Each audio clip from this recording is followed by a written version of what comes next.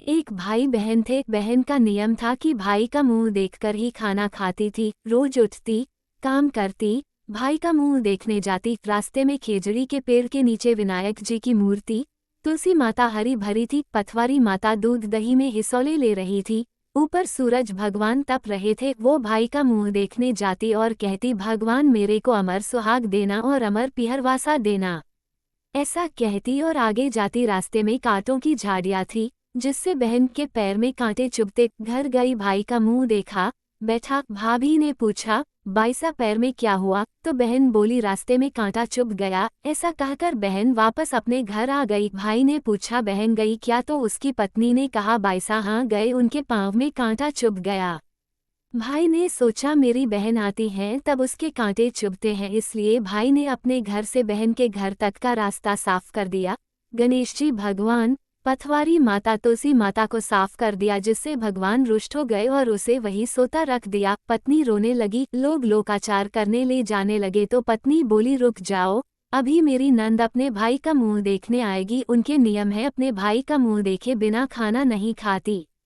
कुछ लोग बोले, आज तो मुंह देख लेगी, कल क्या करेगी? एक बुजुर्ग व्यक्ति बोला, थोड़ी देर और ठहर जाओ। बहन रोज की तरह भाई का मुंह देखने निकली। तब रास्ता साफ किया हुआ देखा तो वापस खेजड़ी की डाली लगाई, 7 पत्थर लेके पथवारी माता बैठाई, तुलसी माता का पेड़ लगाया, गणेश जी भगवान की मूर्ति स्थापित कर, सूरज भगवान को साक्षी मान सबके पांव पकड़कर बोली, भगवान अमर सुहाग देना, अमर पिहरवासा देना। इतना कहकर वो आगे चली गई।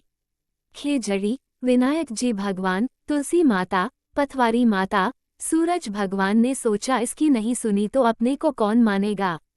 भगवान ने उसे आवाज दी, बेटी वापस आकर खेजड़ी की 7 पत्तियां ले जाकर तेरे भाई के कच्चे दूध में घोलकर छींटे देना, वो उठकर बैठ जाएगा। बहन ने पीछे मुड़कर देखा, वहां कोई नहीं था, पर उसने सोचा, सुना जैसा कर लेती हूँ। खेजड़ी की 7 पत्तियां लेकर वो भाई के घर पहुंची। देखा भाभी रो रही हैं, लोग बैठे हैं, भाई की लाश रखी है। वो घर में गई, खेजड़ी की पत्तियों को कच्चे दूध में घोलकर भाई के छिटा लगाया। भाई उठकर बैठ गया और बहन से बोला, बहुत ही गहरी नींद आई है। बहन बोली, ऐसे नींद दुश्मन को भी ना आए।